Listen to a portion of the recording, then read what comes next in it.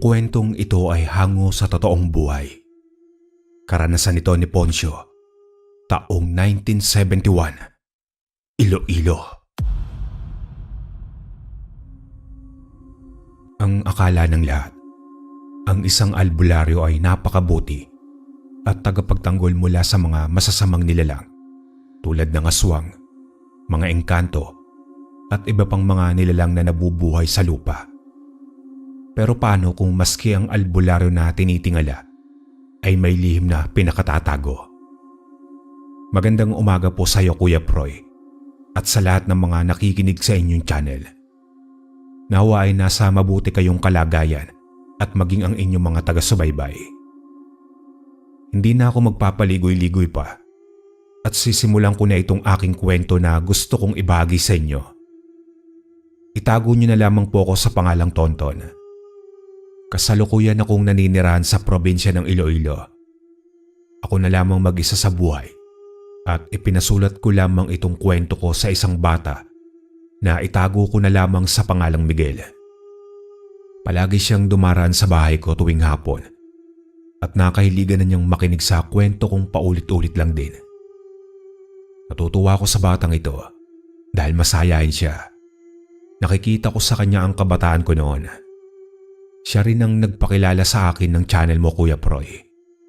Siya ang nag-engganyo sa akin na ipadala itong sulat ko sa inyo para din marinig ng iba ang aking kakaibang kwento tungkol sa mga aswang. Taong 1971, nakatira ko kasama ang aking mga magulang sa syudad. Maunlad na ang Maynila ng mga taong yon. Subalit ang ilan sa mga mamamayan ay naghihirap pa rin lalo na at naging mahigpit ang administrasyon. Dahil doon ay naghihirap ang aking mga magulang. Hindi na ako nakapag-aral noon dahil mas pinili ko ang tumulong sa aking mga magulang sa pagtatrabaho. 15 taong gulang pa lamang ako noon at alam ko na kung paano ang mabuhay ng praktikal para lamang makakain sa loob ng isang araw. Tinuruan din ako ng mga magulang ko na tumayo sa sarili kong paa. Hindi naman kasi dapat araw-araw ay magwawaldas lang ako ng pera na kikitain ko. O kaya ibili ko ito ng mga luho. Mas pinili ko na ibili ang kita ko sa pabrika ng mga gamit sa bahay at pagkain. Kaya sa ganoong edad ay napakasaya ko dahil nakakatulong ako sa aking mga magulang. Isang umaga noon, kakagising ko lamang. Naabutan ko ang aking mga magulang na humihigop ng kape at kumakain ng pandesal. Agad naman nila akong tinawag na dalawa para mag-almusal na rin. Nagsipilyo muna ako noon at saka ko sila sinama na kumain. Habang kumakain ay naririnig ko silang nag-uusap tungkol sa pag-uwi sa probinsya kung saan lumaki si tatay. Nalaman ko na kailangan na naming umuwi ng probinsya upang hindi na kami maghirap sa syudad. Ang sabi pa ni tatay sa amin ni nanay, mas makakatipid daw kami sa probinsya dahil pwede raw kaming magtanim doon ng mga gulay o prutas na aming makakain. Agad namang pumayag si nanay sa suhestyon na iyon ni tatay.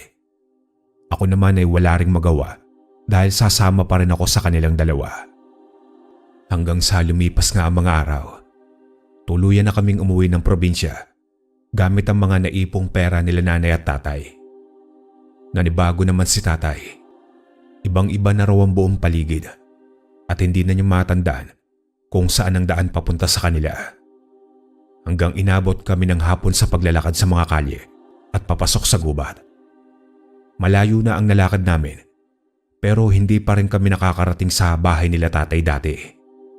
Galit na nun si nanay kay tatay. Tinatalakan niya ito habang sumusunod kami sa likuran.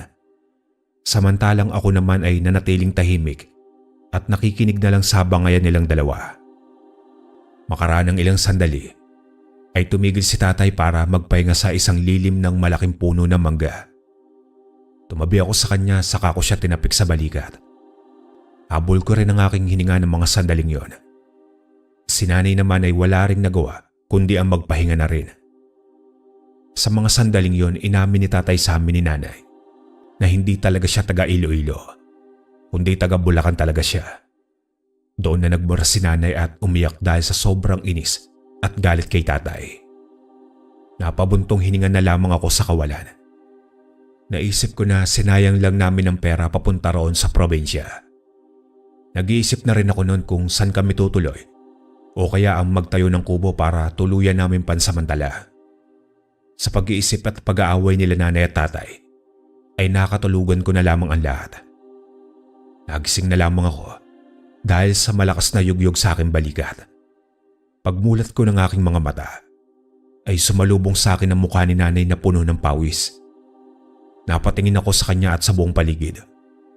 Tanging buwan na lamang ang nagsisilbing liwanag sa amin. Tumayo naman ako at hinawakan ko ang kamay ni nanay na mahigpit. Napatingin ako kay tatay nang bigla itong sumulpot sa aming tabi ni nanay na hingal pa. Bilisan na natin. Kailangan nating makahanap ng matutuluyan ngayong gabi. Hindi tayo pwede rito at baka may mga mababangis na hayop ang bigla na lamang umatake sa atin. Mabuti pa nga po, itay. Baka may bahay po sa una na magpapatuloy sa ating pansamantala. Sana nga, anak. Tinapik ako ni tatay sa balikat. Saka naman siyang umiti sa akin. Pagtingin naman namin kay nanay, ay umirap na lamang ito sa amin ni tatay. Kumabit balikat na lamang ako at ganun din ang aking ama. Hanggang sa nagpatuloy kami sa paglalakad. Sa tulong ng liwanag ng buwan. Kahit papano ay kitang-kita namin ang daan. Ilang sandali pa ay may natanaw kami sa una na isang bahay na gawa sa kawayan. Napangiti kami ni nanay at tatay. Dahil sa wakas ay may matutuluyang kami ng gabing yon. Agad kaming niyaya ni tatay na sumunod sa kanya dahil kakatok lang siya sa pinto ng bahay. Sa pangatlong pagkatok ni tatay ay bumukas na ang pinto. Isang matandang lalaki ang sumalubong sa amin. Sa unang tingin ko pa lamang sa kanya ay kinilabutan ako. Pakiramdam ko ay nagtaasan ng mga balahibo ko sa buong katawan. Puting-puti kasi ang bagulo niyang buhok. Kulubot ang muka at butot balat na. Halos bumao na ang mga mata niya sa kanyang muka. Mahaba rin ang kanyang mga kuko na mukhang ilang taon nang hindi naputulan. Magandang gabi ho. Ano po kasi? Naligaw po kasi kami nitong pamilya ko. Baka po pwede muna kaming magpalipas dito ng gabi. Abay, ganoon ba? Ali kayo. Tumuloy na muna kayo sa bahay ko. Hindi ko naman kayo pwedeng matanggihan dahil malalim na ang gabi. Pagpasensyahan nyo na rin dahil hindi ganong kalaki at kaganda ang aking bahay. Naku, wala po yun. Maraming salamat po sa pagpapatuloy po ninyo sa amin. At pasensya na rin po talaga at nabulabog namin kayo. O sige, maupo na muna kayo. At ikukuha ko lang kayo ng maiinom. Pagpasok namin sa bahay ng matanda, isinara niya ang pinto at agad siyang tumungo sa isang maliit na mesa. Nagsalin ito ng tubig sa 3 baso at ibinigay niya yun sa amin isa-isa. Kahit uhaw na ako noon ay hindi ako uminom ng tubig. Pinigilan ko naman sila nanay at tatay ng palihim pero sinamaan lang nila ako ng tingin. Kaya wala na akong nagawa pa ng tuluyan na nilang inumin ng tubig na bigay ng matanda. Ako nga pala si Jose. Kayo ba, anong mga pangalan ninyo? Masaya po kaming makilala ka, Mang Jose. Ako naman po si Cardo. Ang asawa ko po ay si Manya at ang anak ko naman po ay si Tonton. Ikinagagalak kong makilala kayong lahat. Bakit ba kayo naligaw? Saan ba ang punta ninyo? Ano po kasi mahabang kwento. Hindi na po namin maalala ang lugar na ito dahil marami na hong nagbago. Kaya po naligaw kami. Pero bukas na bukas po ay hahanapin namin. Ganoon ba? Ano ba ang pangalan ng baryo na gusto ninyong puntahan? Nang sa ganoon ay matulungan ko kayo o maihatid man lang doon bukas. Yun na nga po, Mang Jose. Hindi ko po maalala kung ano ang pangalan. Gusto ko na lamang matawa ng mga sandaling yon, Kuya Proy, dahil na rin sa kasinungalingan ni tatay. Hanggang sa napatingin ako kay nanay at nanatili lamang siyang tahimik habang nagpapapalit-palit ang tingin niya kay tatay at kay Mang Jose. Alam ko na kung bakit siya walang interes. Kapag ganun siya ay alam kong galit siya kay tatay dahil dinadagdagan pa ni tatay ang kasalanan niya. Ilang sandali pang pag-uusap nang yayain kami ni Mang Jose na kumain. Hindi tumanggi si tatay at niyaya niya kaming dalawa ni nanay. Nang makita ko naman ang nakahain sa mesa ni Mang Jose, ay hindi na lamang ako kumain. Bumalik na lang ako sa upuan at hinintay na matapos sina nanay at tatay. Nang matapos na silang kumain ay nagpaalam na sa amin si Mang Jose. Itinuro niya sa amin ang kabilang silid kung saan kami pwedeng matulog. Siya naman ay pumasok na sa kabila para magpahinga. Sumunod naman ako kina nanay at tatay patungong silid habang daladala ang gasera. Noong nakarating na kami sa silid na itinuro sa amin ni Mang Jose, ay sumalubong sa amin ang malinis na loob.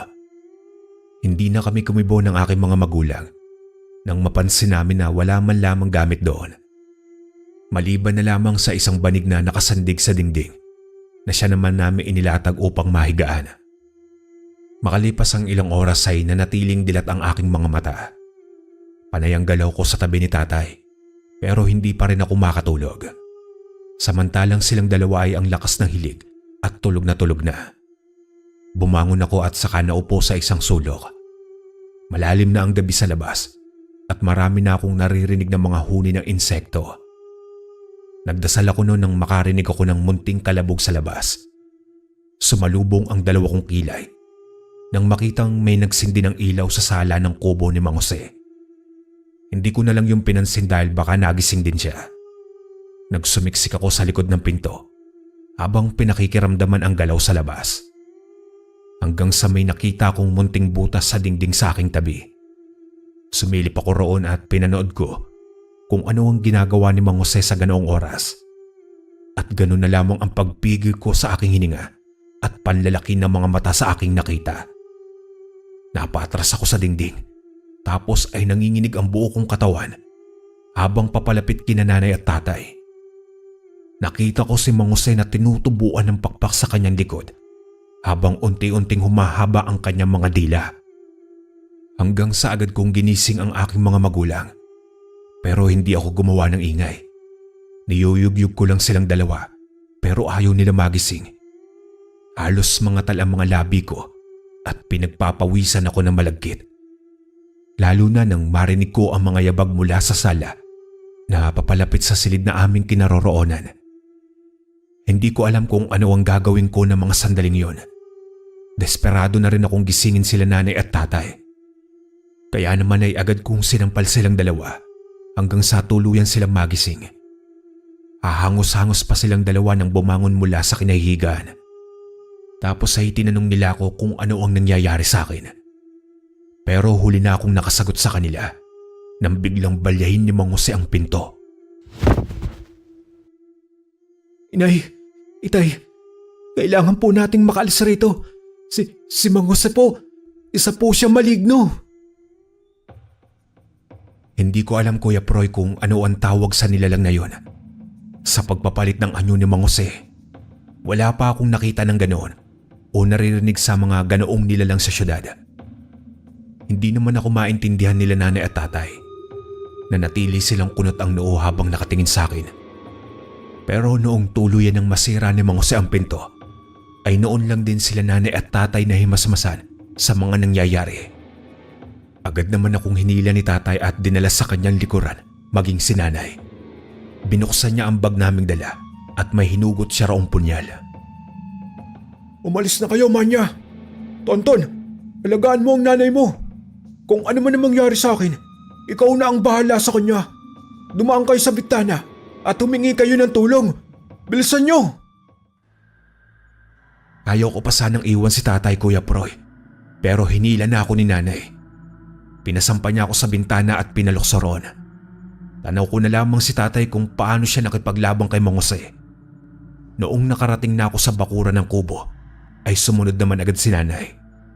Hinila na niya ako at tumakbo kami ng mabilis sa loob ng masukal na gubat. Hanggang sa narinig na lang namin ang nakakagilas na sigaw ni tatay mula sa kubo ni Mang Jose. Halos magkandara pa kami ni nanay sa pagtakbo. Ilang sandali pa ay narinig namin ang isang kakaibang huni ng ibon. Nang lingunin namin ito ni nanay, ay nakita namin na nakasunod sa amin si Mang Jose habang lumilipad ito sa ere. Tinulak ako ni nanay at sinigawan ng bilisan ko ang pagtakbo. Umiling ako at umiyak na sa sandaling yon. Ayokong iwanan si nanay, pero umiling siya at tinalikan ako sa aking pisngi. Kumuyom ang kamay ko sa inis at galit dahil wala man lamang akong nagawa sa mga sandaling yon. Iniwan ko na si nanay nang harapin niya si Mang Jose. Pinilisan ko naman ang aking pagtakbo, makalayo lang sa nilalang na yon. Sigaw ako ng sigaw ng tulong. Pero hindi ako tumigil sa pagtakbo kahit na masakit na ang pako at puno na rin ng galos ang aking mga braso. Desperado na rin akong may makarinig man lamang sa aking paghingi ng tulong. Hanggang sa narinig ko ang malakas na pagaspas ng pakpak sa aking uluhan at noong pagtingala ko ay sumalubong sa akin si Mang Jose. Sumigaw ako na puno ng takot. "Tulong! Tulungan niyo ako!" Hanggang sa makarinig ako ng isang putok ng baril sa hindi kalayuan. Sumigaw naman si Mang Jose na galit na galit. Nagtago ako sa ilalim ng isang puno. Hinanap niya ako pero natigilan siya nang pumutok muli ang baril. Malapit na yun at mukhang sa aking likuran lamang nanggagaling. Maya-maya pa ay may isang matandang lalaki ang bigla na lamang sumulpot sa aking harapan. Tapos may kasama siyang isang lalaki na binata. Tinulungan ako ng lalaki na tumayo habang ang matanda naman ay luminga-linga sa paligid. Noon ko napagtanto na siya ang nagpaputok dahil may hawak siyang baril. "Tulungan niyo po ako. Balikan po natin ang mga magulang ko. Iligtas po natin sila." "Crisanto, ikaw na muna ang bahala sa kanya. Mauna na kayong tumungo sa bahay at pupuntahan ko lang ang kinaroroonan ni Jose. Iyo, sumama ka muna kay Crisanto. Ako na ang bahala sa mga magulang mo. Magdasal ka lang na sana buhay pa sila." Parang awa niyo na po. Tulungan niyo po ang aking mga magulang. Sigurado po buhay pa po sila." Tumango naman ang matanda sa akin bago siya tumakbo patungo sa pinanggalingan ko kanina, kung saan tumungo rin si Mang Jose. Napatingin naman sa akin ng lalaki na ang pangalan ay Crisanto. Ngumiti siya sa akin saka ako tinapik sa aking balikat. "Huwag kang mag-alala. Kung buhay pa ang mga magulang mo, sigurado na ililigtas sila ni Lolo Poncio. Halika na. Kailangan na nating tumungo sa bahay ni Lolo Poncio. Mas ligtas tayo roon." Ano ba yung nilalang na yun? Ano ang tawag kay Mang Jose? Bakit ganun ang anyo niya? Bakit gusto niya kaming patayin?" Ang tawag sa isang tulad ni Mang Jose ay aswang. Kumakain sila ng laman loob ng mga tao. Ginagawa nilang pagkain. Teka, bakit? Wala ka bang alam sa kanila? Bagong salta ka lang dito ano? Ay, oo nga. Bagong mukha ka. Ako nga pala si Tonton. Taga-syudad kami at napadpad lang dito sa probinsya nyo para makipagsapalaran. Hindi namin akalain na ito ang sasalubong sa amin. Tonton. Ako nga pala si Crisanto. Huwag kang mag-alala at simula sa araw na ito, poprotektahan ka namin ni Lolo Poncio. Maraming mga katulad ni Mang Jose sa baryo na ito, kaya kailangan mo mag-ingat. Hindi na ako nakapagsalita sa sinabing yun ni Crisanto. Lalo pa at hindi ko siya masyadong maintindihan. Habang naglalakad naman kami, ay walang tigil ang panalangin ko na sana ligtas at buhay pa sina nanay at tatay. Nakasunod lamang ako sa likuran ni Crisanto. Nabunggo na lamang ako sa kanyang likuran nang huminto siya. Nasa harap na kami ng isang bahay na gawa sa bato. Hinila niya ako at mabilis niya binuksan ang pinto. Pagkapasok namin sa loob ng bahay, ay agad niya naman itong isinara. Pinaupo niya ako sa isang upuan na gawa sa kahoy. Siya naman ay agad na tumungo sa may kusina. Pagbalik niya ay may dala na siyang isang baso ng tubig. Ibinigay niya yun sa akin na agad ko naman tinanggap at ininom. Tinanong niya ako kung nagugutom ako, pero agad naman akong umiling. Sa mga sandaling yon, yung wala akong ganang kumain, mas iniisip ko sina nanay at tatay kaysa sa aking gutom. Habang naghihintay naman kami ni Crisanto kay Lolo Poncio na dumating, ay sinimulan na niya ang pagkukwento tungkol sa mga aswang. Marami akong nalaman sa kanya sa mga sandaling yon. Sinabi rin niya na isang magaling na albularyo si Lolo Poncio at siya naman ay apo nito. Kaya huwag ka nang mag-alala, Tonton. Sinasabi ko sa iyo na ligtas ka rito. Ipagdasal na lang natin na buhay pa ang mga magulang mo at masagip ni Lolo Poncio. Tumangon na lamang ako kay Crisanto at napatitig sa baso kong hawak sabay buntong hininga. Ilang sandali pa ay tahimik na akong umiiyak. Tinapik naman ako sa aking likod ni Crisanto bago ito bumalik ng kusina. Naikwento rin sa akin ni Crisanto kung ilan na ang napatay na aswang ni Lolo Poncio. Kaya raw binansagan na berador ng mga aswang si Lolo Poncio dahil doon. Dahil sa mga kwento naman ni Crisanto ay napahanga ako kay Lolo Poncio. Sumagi sa isip ko na gusto ko rin maging katulad niya para maipagtanggol ko rin ang mga mahal ko sa buhay. Ang bagay na hindi ko man lamang nagawa kina nanay at tatay. Pasado 1:30 ng madaling araw nang dumating si Lolo Poncio. Agad naman akong tumayo nang pumasok ito ng bahay. Inaasam ko na nailigtas niya ang aking mga magulang. Pero wala nang nakasunod sa kanya at bumagsak ang aking mga balikat. Nanghihina akong naupo sa upuan habang hindi ako makahinga ng maayos. Hanggang sa naramdaman ko na lang na sumikip ang aking dibdib at sunod-sunod na ang pag-agos ng mga luha sa aking mga mata. Pasensya ka na, iyo. Hindi ko na iligtas ang iyong mga magulang. Naabutan ko na sila na wala ng buhay. Nasa labas ang bangkay nilang dalawa. Pwede mong tignan bago ko sila dasalan at ilibing. Agad naman akong nagtungo sa labas ng bahay nila Lolo Poncio at nakita ko ang dugo ang katawan ng aking mga magulang. Bukas ang kanilang mga tiyan at wala nang laman loob at maging puso. Napasingap ako noon. Umuyong ang aking mga kamay. Bumangon ang galit at pot ko para kay Mang Jose.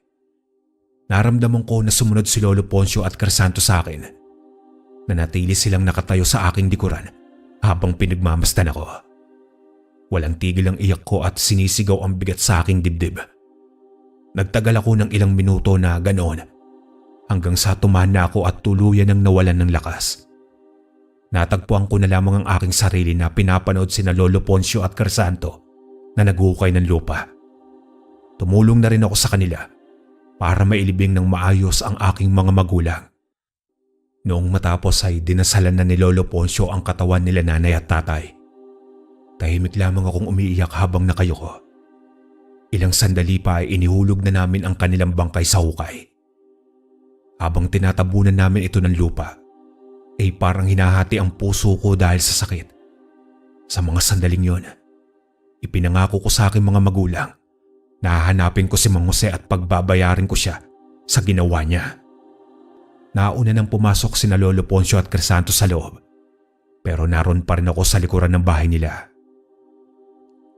Ipinapangako ko po, Inay Itay. Bibigyan ko po kayo ng hustisya. Hindi ko po hahayaan na mamatay na lamang kayo ng ganito. Hanggang sa bumalik na ako sa loob ng bahay ni Lolo Poncio.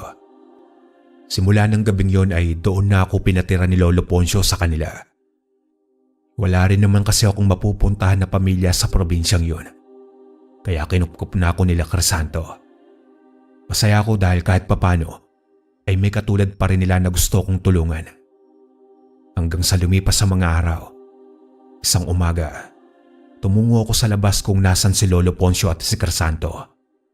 Abala sila sa pagtatanim ng kamoting kahoy. Tumulong ako sa kanilang dalawa. Lolo Poncio, pwede po ba akong magpaturo sa iyo kung paano po labanan ng mga aswang? Oh, sigurado ka na ba dyan sa desisyon mo, Tonton? Oo nga, Tonton. Baka mamaya ay galit ang pairalin mo sa laban. Kung galit ang mangunguna dyan sa puso mo para ipagiganti ang mga magulang mo, ay hindi yan sapat. Bakit naman, Crisanto? Gusto kong matuto upang harapin ko si Mang Jose. Kapag mangyari ang araw na makaharap ko siya, may laban na ako sa kanya. Hindi ba at ganon din ang ginagawa mo, Lolo Poncio? Pinapatay mo po ang mga aswang? Tumawa ng bagya si Lolo Poncio. Sa kanya ako inakbayan. Hinila niya ako papunta sa balkonahin ng kanyang bahay. Sumunod naman si Crisanto sa amin at nakinig sa aming pag-uusap na dalawa. Tonton, iyo. Ginagawa ko ang bagay na yon dahil gusto kong makatulong sa aking kapwa. Gusto ko na iligtas sila mula sa mga masasamang aswang. Hindi dahil sa gusto ko silang patayin, dahil sa paghihigante. Isa pa, hindi lahat ng mga aswang ay masama. Tama si Lolo Tonton. Mayroon kasi mga aswang na hindi naman sila pumapatay ng tao at nabubuhay sila tulad ng mga normal na tao rin. Saka kailangan mo ng anting-anting o kaya mutya kapag lalabanan mo sila. Pero ayos lang din naman kung wala. Nagsalubong naman ang dalawa kong kilay nang marinig ko ang sinabi ni Crisanto. Mas napansin ko ang anting-anting at mutya sa sinabi nila. Tinanong ko naman silang dalawa ni Lolo Poncio kung ano yon at ipinaliwanag naman nila sa akin kung ano nga yon. Kung nagbibigay ng proteksyon ng anting-anting o mutya para hindi po agad kayo matalo ng aswang, baka pwede nyo rin po akong bigyan, Lolo Poncio. Kung gusto mo talaga na hanapin si Jose iyo at ang magkaroon ng anting-anting o mutya, pues tutulungan kita. Pero hindi ko maipapangako na maililigtas kita sa kahit na anong oras. Maraming salamat po, Lolo Poncio. Pangako po at gagawin ko ang lahat, huwag lang ako mapahamak. Kung ganoon iyo, sumama ka sa aming dalawa ni Crisanto. Ituturo namin sa iyo kung paano ang makipaglaban at ang humanap ng mga anting-anting o mutya. Hindi ko na napigilan pa ang makaramdam ng saya at pagkasabik ng mga sandaling yon. Tinuruan nga ako nila Lolo Poncio at Crisanto sa pag-eensayo kung paano makipaglaban. Sinubukan namin ni Crisanto na maglaban sa isa't isa. Binigyan niya rin ako ng payo kung paano ko yun mapag-aaralang mabuti. Tuwang-tuwa naman ako dahil marami akong natutunan. Lalo na tungkol sa mga mutya at anting-anting na may malakas na enerhiya. Sinabi rin sa akin ni Lolo Poncio na ang mutya ay makikita ko o mapapasa akin oras na makilala ako ng gabay nito. Humingi rin ako ng tulong kay Crisanto kung paano ako magkakaroon ng ganon at walang araw na hindi kami tumigil sa paghahanap. Si Lolo Poncio naman ay madalas siyang nawawala tuwing gabi. Gusto sana siyang samahan ni Crisanto pero sinabihan niya ito na samahan ako. Pero sa mga sandaling yun ay handa na akong sumama sa kanila ni Crisanto para tumulong. Sasama po ako sa inyo para tumulong sa paghanap sa aswang. Sa paraan din po na ito baka mahanap ko rin po si Mang Jose. Tonton, dito lang kayo sa bahay ni Crisanto. Huwag nang matigas ang ulo. Hindi mo pa kaya. Kaya ko na po, Lolo Poncio. Handa na po akong makipaglaban sa mga aswang. Kahit na mayroon o walang anting-anting o mutya, haharapin ko po sila ng walang takot. Iho, Tonton. Alam ko na ang tapang mo at may alam ka na sa pakikipaglaban. Pero hindi ibig sabihin noon ay hahayaan na lang kita sa gusto mo. Sinasabi ko sa iyo, iho, hindi pa ngayon ang tamang oras. Oo nga, Tonton. Hintayin mo na lang kapag pinayagan ka na ni Lolo Poncio. Sigurado na may kailangan ka pang gawin para payagan ka niya. Huwag kang mag-alala at sa mga susunod na araw ay isasama ka na rin namin. Hindi na ako nagpumilit pa ng gabing yon. Tumango na lamang ako at sumunod sa utos ni Lolo Poncio. Sinamahan muli ako ni Crisanto at naiwan na naman kaming dalawa. Habang nagpapantok, ay hindi ko maiwasan na tanungin si Crisanto kung ano ang ginagawa ni Lolo Poncio sa mga bangkay ng aswang na napapatay niya. Hindi ko nga rin alam, Tonton Pero sigurado ako na inilibing ni Lolo Poncio o kaya ay sinusunog para hindi na ito mabuhay o makapaminsala pa ng ibang tao. Hindi ba hinahanap ng pamilya ng mga aswang na napatay ni Lolo Poncio kung nawawala na sila ng ilang araw o kaya linggo? Hindi, Tonton. Alam na nila yung kung ano ang nangyari sa kanilang pamilya. Kaya minsan ay sinusugod kami dito sa bahay ni Lolo Poncio ng mga aswang para patayin. Ngunit hindi naman nila magawa dahil natatakot sila na baka patamaan ng bala. Huminto sa pagsasalita si Crisanto tapos ay agad itong tumungo sa may kusina. Narinig ko na may hinila siya roon ng upuan. Binuhat niya yun tapos ay bumalik muli sa sala. Alam mo ba na may anting-anting si Lolo Poncio? Kaya hindi siya tinatablan ng kahit na anong patalim o kaya bala. Dahil dito hindi siya mapatay-patay ng mga aswang. Salip ay kinakatakutan. Kaya naman pala napakagaling ni Lolo Poncio. Paano kaya magkaroon ng klase na anting-anting o mutya? Taon ang hihintayin mo, Tonton. Mahirap talaga kasi makahanap ng anting-anting o mutya. Swerte mo na lang kapag pinagkalooban ka ng kalikasan. Napatango na lamang ako sa sinabing yun ni Crisanto. Pinag-isipan kong mabuti ang mga sinabi niya sa akin. Nag-isip na ako na kung saan ako pwedeng makahanap ng anting-anting sa Biyernes. Sabi kasi sa akin ni Lolo Poncio, mas mabilis daw makakita ng anting-anting o mutya kapag Biyernes Santo o kaya mahal na araw. Ilang araw ang lumipas, pero wala pa rin akong nakikita na anting-anting o mutya. Pero hindi ako tumigil sa pagpapalakas ng aking katawan at loob, gaya ng tinuro sa akin ni Lolo Poncio at ni Crisanto. Nang hapon na yon, abala ko sa pagbubuhat ng isang sako ng bigas papunta sa bodega nang tawagin ako ni Lolo Poncio. Niyaya nila ako ni Crisanto na maghanap ng mutya o ng anting-anting sa kabilang bundok. Hindi naman ako tumanggi at agad na sumama sa kanila. Halos 2 oras ang paglalakad namin bago kami nakarating sa isang bundok na mariit ayon kay Lolo Poncio. Sinabi niya na marami raw mga engkanto ang naroon na pwede kaming bigyan ng mga anting-anting. Oh, mga iyo, kailangan natin mag-ingat dahil may mga ilang engkanto na masasama. Pero huwag kang mag-alala, Tonton. May mga mababait naman. At itong si Crisanto ay nakilala na sila at naging isa sa mga kaibigan. Napalunok naman ako ng aking sariling laway dahil sa tinura ni Lolo Poncio. Pumasok na nga kami sa bundok at tinahak namin ang pusod ng gubat. Nadaanan at napuntahan na namin ang bawat sulok ng gubat ng bundok. Subalit kahit ni isa ay wala kaming nakitang anting-anting. Hanggang sa tinawag ni Lolo Poncio ang kaibigan niyang engkanto. Subalit hindi ito nagpakita sa kanya. Sinabi ni Lolo Poncio na marahil daw ay may pinuntahan nito o kaya ay lumipat na ng kanyang tahanan. Noong palabas na kami ng bundok, nang bigla na lamang umikot ang aking paningin. Pakisap-kisap ako na nakatingin sa likuran ni Lolo Poncio at Crisanto. Ilang beses ko silang tinawag pero walang lumalabas na boses sa aking bibig. Sinubukan kong ihakbang ang aking mga paa pero hindi ko man lang maigalaw ang mga ito. Sa isang iglap ay bigla na lamang nagbago ang paligid. Nasa harap na ako ng isang malaking puno na hindi ko alam ang tawag. Habang pinalilibutan naman ako ng nagtatayugang mga kawayan. Tumakbo ko papunta sa isang sulok pero wala akong pwedeng madaanan. Sa mga sandaling yun, naisip ko na naengkanto ako. Tulong! Lolo Poncio! Crisanto! Nandito ako! Tulungan niyo po ako! Isang malakas na tawa naman ang aking narinig. Malalim yun at mukhang nanggagaling sa kailaliman ng lupa.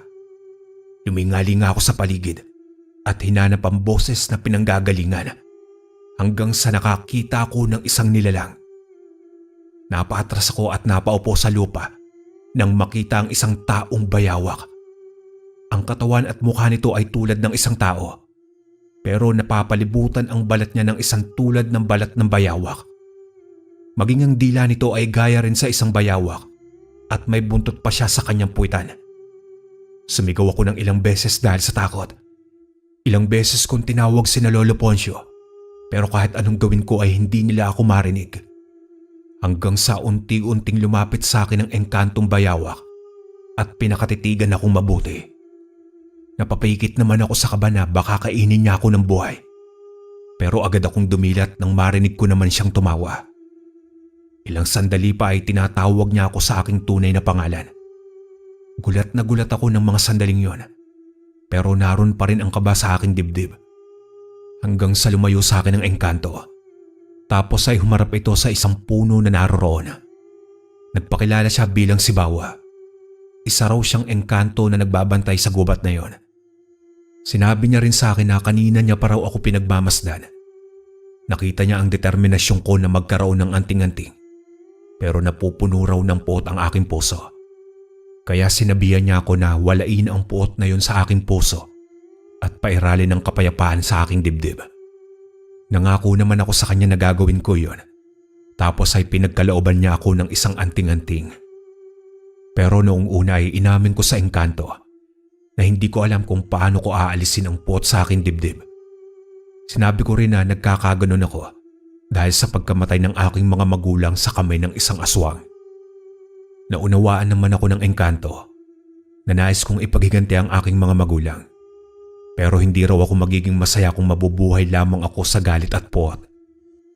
Kaya naman bago niya ipinatong sa aking palad ang isang anting-anting na mula sa kanyang ngipin, ipinangako sa akin ng engkanto na makakamit ko ang hustisya sa pagkamatay ng aking mga magulang kung susubukan kong kalimutan ang puot at galit.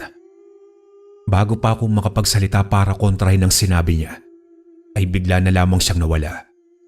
Lumingon ako sa buong paligid pero wala na talaga siya. Sa isang kurap ko ay bumalik na ako sa kinatatayuan ko kanina. Tapos ay natanaw ko na sila Lolo Poncio at Crisanto na nagtatawanan sa aking unahan. Napatingin ako sa aking kamay at nakita ko na naroon ang anting-anting na ibinigay sa akin ng engkantong bayawak. Naikuyom ko ang kamay ko, sabay buntong hininga. Napansin ko rin na hindi alam nila Lolo Poncio na nakausap ko si Bawa at kanina pa ako nawawala sa kanilang likuran. Hinabol ko sila at sinabayan sila sa paglalakad. Gabi na nang makarating kami sa bahay ni Lolo Poncio. Pagkarating namin sa sala ay agad ko na sinabi sa kanila ang tungkol sa anting-anting ni Bawa. Marahil ay nakitaan ka ng engkanto na yon ng lakas at busilak na puso iyo. Kaya kanya binigyan ng mahalagang bagay mula sa kanya. Pakaingatan mo iyan, Tonton. Dahil ang anting-anting na yan ang magpoprotekta sa iyo mula sa kasamaan. Oo nga, Tonton. At huwag kang mag-alala. Tuturuan kita kung paano mo pa mas papalakasin ang iyong anting-anting. O siya, mamaya na muna yan. Tulungan na ninyo akong magsaing na dalawa para makakain na tayo ng hapunan. Tumango naman kaming dalawa ni Crisanto sa kanya at tinulungan si Lolo Poncio sa pagluto ng hapunan. Nang gabing yun ay ginawa kong kwintas ang aking anting-anting. Nagpaturo din ako kay Crisanto kung paano dasalan ng bagay na yon hanggang sa natuto na rin ako. Isang gabi, abala kami sa pagsasaing nang bigla naming narinig na may bumagsak sa aming bakuran. Naramdaman ko na nag-init ang aking anting-anting. Napatingin ako kina Lolo Poncio at Crisanto nang kumuha sila ng punyal at itak na nakasabit sa may dingding. Maghanda kayong dalawa. Crisanto, Tonton, mukhang may bisita tayo sa mga oras na ito. Kumuha na rin ako ng itak sa dingding at hinawakan ko yun ng mahigpit. Pagdating namin sa sala, ay kinuha ni Lolo Poncio ang kanyang baril. Tapos ay sinabihan niya kaming dalawa ni Crisanto na manatili na lang muna kami sa loob at huwag lalabas. Siya na raw muna ang bahala na humarap sa aswang na nasa labas. Sumunod naman kaming dalawa ni Crisanto sa kanya. Pagkalabas ni Lolo Poncio ay agad niyang isinara ang pinto. Bakit sumugod dito ang aswang, Crisanto? Hindi ba at kinatatakutan si Lolo Poncio dahil berador siya ng mga aswang? Oo, Tonton. Berador si Lolo Poncio kaya lang talagang dadalawin siya ng mga aswang dito para paslangin. Kung ganun, kailangan natin siyang tulungan, Crisanto. Baka kung ano ang... Huwag kang mag-alala kay Lolo, Tonton. Alam niya ang ginagawa niya. Hindi siya papayag na sasali tayo roon. Hintayin na lang natin ang hudyat niya. Pero hindi na ako mapakali noon. Panay ang paggalaw ko sa aking tuhod habang nakaupo kami sa upuan ni Crisanto. Naririnig ko ang usapan sa labas pero hindi ko yung lubos na maunawaan. Hanggang sa ang pag-uusap ng tiwasay ng mga sandaling iyon ay napalitan na ng sigaw. Napatayo kaming dalawa ni Crisanto saka sumilip sa may bintana. Nakita namin ang 4 na katao na kausap ni Lolo Poncio. Galit na galit ang mga ito. Narinig namin ang kanilang usapan na pinatitigil na nila si Lolo Poncio na pumatay ng mga kalahi nila. Kung hindi pa raw titigil si Lolo, ay papatay nila lahat ng mga tao sa aming baryo. Galit na galit naman si Lolo Poncio, kaya nakipaglaban ito sa 4 na aswang. Doon naman na kami lumabas ni Crisanto para tulungan siya. Gulat na gulat ang mga ito nang makita kaming dalawa ni Crisanto. Pero kalaunan ay ngumisi sila at saka kami inatake. Ang isang aswang ay sinalakay si Crisanto at ang isa naman ay tumungo sa aking kinaroroonan. Agad akong umiwas sa atake ng aswang. Nanlilisik ang itim nitong mga mata habang nakatingin sa akin. Wala siyang tigil sa pag-atake gamit ang kanyang mahahabang kuko habang gumagapang sa lupa. Hanggang sa narinig kong sumigaw si Lolo Poncio nang tamaan siya ng kuko ng isang aswang. Pero agad naman siyang nakabawi at nasaksak niya ito sa dibdib. Ako naman ay sinangga ko gamit ang itak ang pag-atake sa akin ng aswang. Pero nagawa pa rin niyang maabot ako sa aking balikat hanggang sa dumaplis ang mga kuko niya sa aking balat. Napangiti ako nang makita ko ang gulat sa mata ng aswang.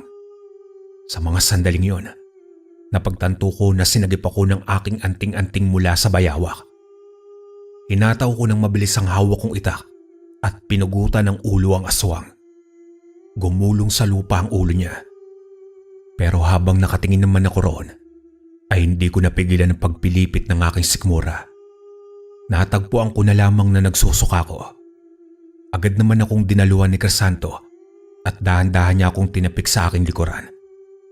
Napatingin ako sa kanila at napatay na nila ang 3 pang aswang na natitira. Pumasok na kayong dalawa sa loob ng bahay. Ako na ang bahala rito sa bangkay ng mga aswang. Tulungan na po namin kayo, Lolo Poncio, sa pagliligpit ng kanilang mga bangkay. Huwag na, Tonton. Doon na lang kayong dalawa ni Crisanto sa loob ng bahay. Agad naman akong hinila ni Crisanto papasok ng loob ng bahay. Hindi na ako kumontra at sumunod sa utos ni Lolo Poncio. Pero sa mga sandaling yun, ay bigla na lamang akong kinutuban. Hindi ko maiwasan ng mapaisip ng malalim kung ano ang gagawin ni Lolo sa bangkay ng mga aswang. Malalim ako nag-iisip noon sa may sala, habang tumungo naman sa kusina si Crisanto para magpatuloy sa kanyang pagkain. Samantalang ako ay nawalan na ako ng gana. Dahan-dahan naman akong tumayo mula sa pagkakaupo at naglakad palabas ng pinto. Kinuha ko ang itak na naiwan ko kanina sa balkonahe, saka nagkubli ako sa haligi. Nakita kong bumalik si Lolo Poncio at pinasan niya ang panghuling bangkay ng aswang. Noong naglakad na si Lolo Poncio, ay agad ko siyang sinundan ng palihim at dahan-dahan. Hindi niya ako napansin dahil maiingat ang bawat hakbang ko. Napakunotno ako nang mapansin ko na patungo siya sa bahay ni Mang Jose. Naalala ko naman ang araw kung saan namatay ang magulang ko. Hindi ko maiwasan na magtaka kung bakit doon patungo si Lolo Poncio. Agad naman ako nagtago sa isang malaking punong kahoy. Umakyat ako sa sanga at doon ako nagmasid sa bawat kilos ni Lolo Poncio. Nilapag niya ang bangkay ng aswang sa bakuran ng bahay ni Mang Jose. Nakita ko na naroon ang 4 na bangkay ng mga aswang. Ilang sandali pa ay bumukas ang pinto at lumabas doon si Mang Jose na tuwang-tuwa. Napakuyom ang kamay ko dahil sa galit para sa kanya. Pero pinigilan ko ang aking sarili at nakinig sa kanilang usapan. Gaya ng pangako ko sa iyo, Jose. Ito na ang 4 na bangkay ng mga aswang. Pang-1 buwan mo na rin ang mga ito. Hanggang kailan mo ba ako papakainin ng bangkay ng mga aswang, ha, Poncio? Hindi ko na matitiis pa ito. Alam mo na naghahanap ako ng preskong karne. Karne ng mga tao. Hindi karne ng mga aswang ding tulad ko. Alam ko, Jose. Pero ito lang ang tanging paraan para hindi kita kalabanin. Isipin mo ang mga hakbang na gagawin mo. Baka makalimutan kong kaibigan kita. Huwag mong kalimutan ang ginawa mo sa mga magulang ni Tonton. Bakit, Poncio? Ayaw mo bang malaman ng alaga mo yung tungkol sa pagkakaibigan nating dalawa? Na ang pumatay sa mga magulang niya ay ang kaibigan mo? Subukan mong galawin si Tonton, Jose, at ako ang makakalaban mo. Wala naman akong sinabi na gagalawin ko siya, Poncio. Ang akin lang, ano kaya ang mararamdaman niya kung malaman niya na kaibigan mo ko? Natahimik si Lolo Poncio at hindi nakasagot. Binitawan niya si Mang Jose na kanina ay sinasakal niya sa damit nito. Huwag kang gagawa ng gulo, Jose. Kung hindi, ako na ang makakalaban mo. Lumukso ko mula sa itaas ng puno at hinarap ko si Lolo Poncio at si Mang Jose. Gulat na gulat silang dalawa nang makita ko. Humigpit ang pagkakahawa ko sa aking itak at mabilis kong sinugod si Mang Jose. Agad naman siyang lumundag palayo sa akin at iniwasan ang atake ko. Ilang beses akong tinawag ni Lolo Poncio pero hindi ko siya pinakinggan. Tumungo si Mang Jose sa likuran ni Lolo Poncio. Nakangiti ito habang nakatingin sa akin habang si Lolo Poncio ay nag-aalala at balisa. Sandali lang, Tonton. Makinig ka sa akin. Wala na akong dapat na pakinggan pa, Lolo Poncio. Narinig ko ang lahat ng pag-uusap ninyong dalawa. Pinagtakpan mo si Mang Jose at inilihim mo sa akin na kaibigan mo siya. Pero hindi ibig sabihin nun, hahayaan ko na lang na mapunta sa wala ang pagkamatay ng mga magulang ko. Kaibigan ko si Jose, Tonton. Kaya ako nagawa ang bagay na yon. Patawarin mo ako. Pero alam ko na mauunawaan mo ako kung bakit ko yun nagawa. Alam ko na may mga kaibigan ka rin, Tonton. Ang pinagkaiba lang po natin, Lolo Poncio, wala akong kaibigang aswang. Sinugod ko si Mang Jose at wala nang nagawa si Lolo Poncio doon. Sinubukan niya akong pigilan at maging ang kaibigan niya pero wala na siyang nagawa. Sinipa ko ng malakas si Mang Jose sa kanyang balikat hanggang sa masugatan ko siya ng itak sa kanyang braso. Galit na galit siyang sumugod sa akin. Napakalakas niya sa mga sandaling yon at para bang matatalo niya ako kahit na anong sandali. Sumigaw naman si Lolo Poncio nang sakalin ako ni Mang Jose. Pero hindi na nakinig sa kanya ang kaibigan niya. Nanlilisik ang mga mata ni Mang Jose habang unti-unting humahaba ang kanyang dila. Sinubukan kong magpumiglas pero walang laban ang aking anting-anting. Kaya lamang akong protektahan mula sa mga atake ng aswang. Pero sa lakas ay wala akong laban. Habol ko ang sarili kong hininga ng mga sandaling yon. Papatayin kita ngayon, bata. Kayong dalawa ni Poncio. Papatayin ko. Mga sagabal kayo sa akin. Ikaw ang papatayin ko. Pinatay mo ang mga magulang ko, Jose. Hindi ako makapapayag na mapunta na lang sa wala ang pinaghirapan ko. Tumawa ng malakas si Mang Jose at mas lalo niyang hinigpitan ng pagkakasakal niya sa akin. Itinaas niya ang kanyang kaliwang kamay at humaba ang kanyang mga kuko. Ibinaon niya ang kanyang mga kuko sa aking tiyan. Pero dumulas lang ang mga kuko niya. Nanlaki ang mga mata ni Mang Jose nang mapagtanto niya na may tangan akong anting-anting. Kinuha ko ang pagkakataon ng pagkagulat niya at malakas ko siyang sinipa sa pagitan ng kanyang suot na pantalon. Swerte ko dahil hindi pa siya tuluyang nagpalit ng tunay niyang anyo. Tumalon-talon si Mang Jose. Umubo ko at hinabol ang aking hininga. Natanaw ko naman si Lolo Poncio nang patungo siya sa direksyon ni Mang Jose. Tinaga niya ito gamit ang mahabang itak na kanyang hawak. Gulat na gulat si Mang Jose habang nakatingin kay Lolo Poncio. Hindi ito makapaniwala sa nangyari. Pero agad na nakabawi si Mang Jose at agad na sinugod si Lolo Poncio. Ininda nito ang sugat na natamo sa kanyang braso. Nakipagbuno pa rin si Mang Jose kay Lolo Poncio kahit na hinang-hina na siya. Hindi ako makapaniwala na magagawa mo akong patayin, Poncio. Dahil lang sa batang yon, hindi kita mapapatawad. Pasensya na, Jose. Pero noon ko pa sana ito ginawa. Wala na sanang nadamay na ibang inosenteng tao. Nakakatuwa lang, Poncio. Dahil naging isa kitang tunay na kaibigan. Pero sa maling sitwasyon nga lang, magkaiba ang mundo na ginagalawan natin. Patawarin mo ko, Poncio. Hanggang sa nakita ko na lamang na bumagsak si Mang Jose sa harapan ni Lolo Poncio. Tinakbo ko ang kinaroroonan nila at kitang-kita ko na naliligo sa sariling dugo niya si Mang Jose.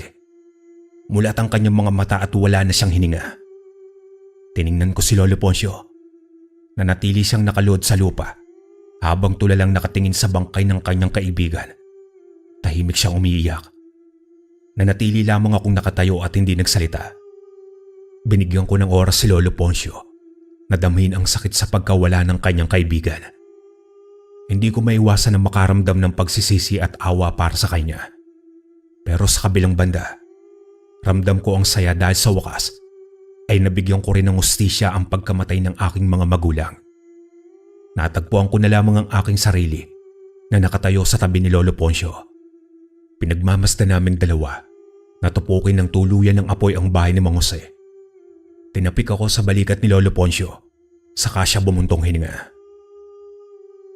Patawarin mo ako, Tonton.